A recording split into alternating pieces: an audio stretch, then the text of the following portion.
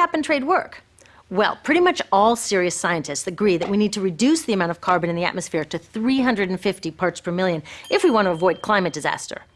In the US, that means reducing our emissions by 80%, maybe even more, by 2050. 80%! Now, the problem is that most of our global economy runs on burning fossil fuels, which releases carbon.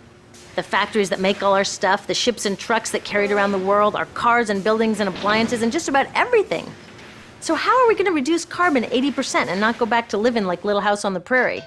Well, these cap and trade guys are saying that a new carbon stock market is the best way to get it done. The first step would be getting governments around the world to agree on a yearly limit on carbon emissions. That's the cap. I think that part is great. So how do they want to ensure that carbon emissions stay under the cap?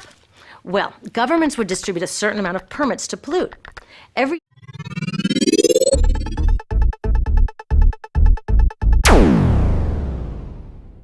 relation to our cap and trade news, Banquet is still going on. In relation to Banquet news, here's James Ham. Becca, will you go to Banquet with me? A two-step, now go to two-step, now go to two-step, now go to